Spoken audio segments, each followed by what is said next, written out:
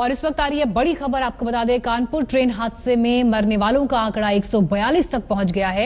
ये तादाद लगातार बढ़ते हुए दर्दनाक हादसा जिसमें 142 लोग अपनी जान गंवा चुके हैं। आपको बता दें 150 से भी ज्यादा लोग अस्पताल में भर्ती हैं जिन्हें गंभीर इंजरी है, गंभीर जख्म उन पर हैं। और ऐसे में अब ये खबर आ रही है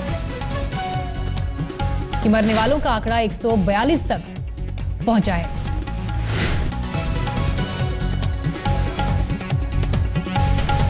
फुकराया रेल हादसे से एक और दर्दनाक खबर। ये आंकड़ा और बढ़ चुका है। आज सुबह तक खबर आ रही थी 133 लोगों ने इस हादसे में अपनी जान गंवाई है, लेकिन बेहद दर्दनाक ये आंकड़ा बढ़कर 142 तक पहुंच गया। आज तक से इस खबर की पुष्टि की है आईजी जकी अहमद ने आज तक से इस खबर की पुष्टि की है। हालांकि रेलवे की तरफ से जो आंकड़े आए हैं वो आंकड़े इसके मुकाबले कम हैं, लेकिन बड़ी खबर इस वक्त आपको हम बता रहे हैं। आईजी जकी अहमद ने आज तक से इस बात की पुष्टि की है कि मरने वालों का आंकड़ा 143 तक पहुंच चुका है, जबकि कई लोग ऐसे हैं जो अभी भी अस्पताल में भर्ती हैं और गंभीर रूप से जख्मी हैं। पटना इंदौर एक्सप्रेस के पटरी से उतरने के बाद हजारों परिवारों की जिंदगियां भी पटरी से उतर गई। देश के अलग अलग शहरों से लोग कानपुर पहुंच रहे हैं और तलाश कर रहे हैं अपनों की। कभी उनकी तलाश में पोस्टमार्टम हाउस जाते हैं तो कभी अस्पतालों के चक्कर लगा रहे हैं।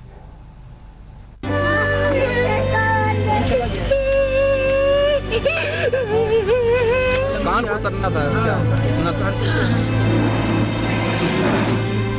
हादसा तो कानपुर में हुआ है, लेकिन देश के तमाम हिस्सों में इसका दर्द फैला है। देश के तमाम शहरों से लोग अपनों की तलाश में कानपुर पहुंच रहे हैं। कानपुर का हैलट हॉस्पिटल रेल यात्रियों के इलाज के साथ साथ परिजनों की तलाश की मंजिल भी बन गया है। जिन यात्रियों का अभी तक न तो पोस्टमार्टम की लिस्ट में नाम है और न ही घायलों की लिस्ट में, उनके परिजन हैलट हॉस्पिटल में फोटो लिए हर तरफ उनके पते की गुहार लगा रहे हैं।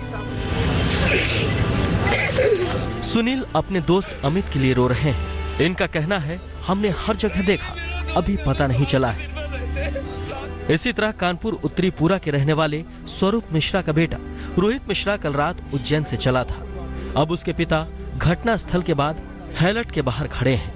इसी तरह व्यापारी अवनीश जैन धर्मपत्नी का फोटो सबको दिखाकर उनकी खोज में लगे हैं। 3 लोग मिसिंग हैं। इसमें उनकी एक धर्मपत्नी है, राधिका देवी है, इनका कहीं पता नहीं चल रहा है।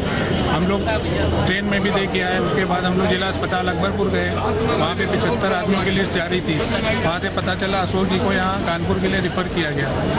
अब वहाँ उसके बाद हम लोग पोस्टमार्टम हाउस गए, वहाँ पे भी हम लोग ने सब बॉडीज चेक करी, वहाँ पे भी उनका कोई अता पता नहीं है। उसके बाद हम लोग यहाँ पे आए तो 30 नंबर बेड पे हस्बैंड उनके मिल गए, लेकिन वो होश में आते हैं तो अपनी पत्नी के बारे में पूछ रहे हैं।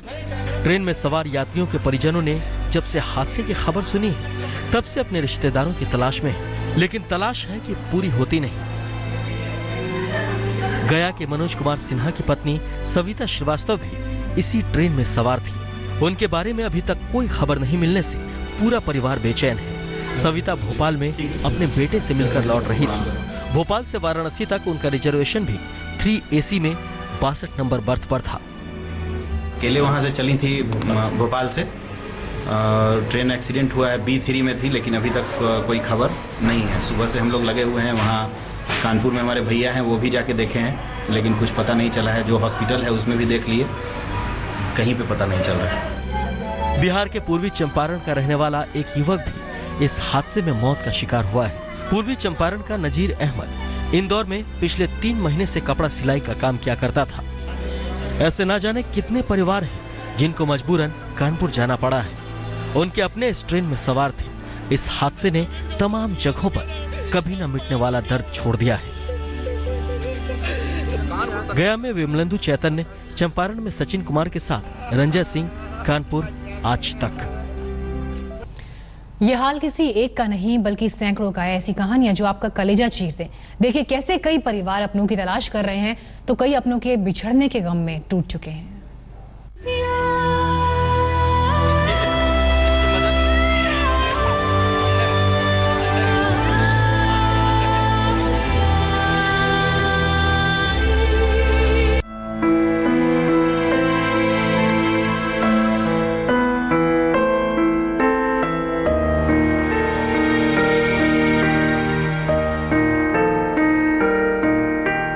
पटरी पटरी से उतरी इंदौर पटना एक्सप्रेस ने ना जाने कितनी जिंदगियों को पटरी से उतार दिया है। दुनिया का सबसे बड़ा रेल नेटवर्क दुनिया में सबसे ज्यादा हादसों का भी गवाह बनता है और हादसे के बाद छूट जाते हैं दर्द के तमाम निशान।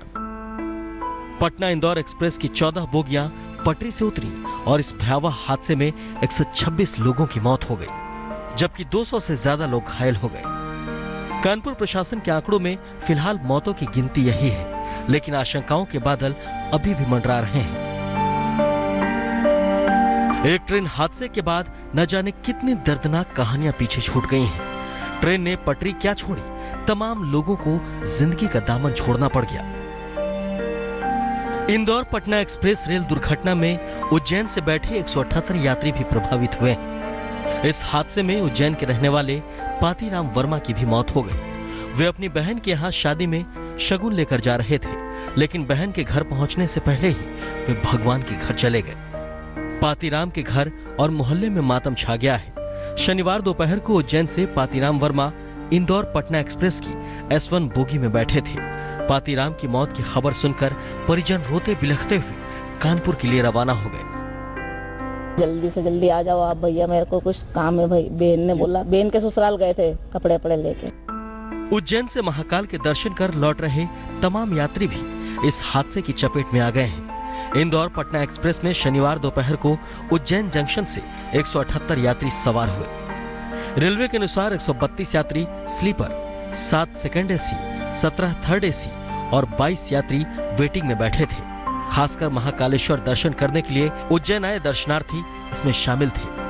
मुझे दिन में खबर मिल गई थी कि S1 बोगी पूरी तरह से नष्ट हो चुकी है और उसमें बचने की संभावना कम है, जो कि अभी 1.5-2 घंटे पहले कंफर्म हो गया कि पातीराम जी का स्वर्गवास हो चुका है और पूरा परिवार उनका आज कानपुर के लिए निकल गया है। उज्जैन के पातीराम के परिवार जैसी कहानी है भोपाल के सिंह परिवार की। रागिनी सिंह और गीता सिंह भी इंदौर पटना एक्सप्रेस में सवार हुए थे, लेकिन मंजिल पर पहुंचने से पहले ही सांसों ने साथ छोड़ दिया। अब घर में मातम है, हाहाकार मचा है। ये लोग भोपाल से पटना जा रहे थे, शादी समारोह में ससुराल जा रहे थे, जिसमें बीच में दुर्घटना हो गई कानपुर के पास, जिसमें भाभी हमारी और भतीजी दोनों डेथ कर गए और भाई साहब वहाँ भर्ती है, फ्रैक्चर उनकी पैर और कमर में है। देश के सबसे बड़े ट्रांसपोर्ट सिस्टम में जब लापरवाही के घुन लग जाए तो यही होता है। 14 डिब्बे रबर की गेंद की तरह पटरी से उछल जाते हैं। नींद की आगोश में डूबे 115 मुसाफिरों को मौत दबोच लेती है। हंसती खेलती जिंदगी तबाह हो जाती है। परिवार, नातेदार, रिश्तेदार बर्बादी के आंसू बहाने पर मजबूर हो जाते हैं। उज्जैन में संदीप कुलश्रेष्ठ के साथ आज तक ब्यूरो।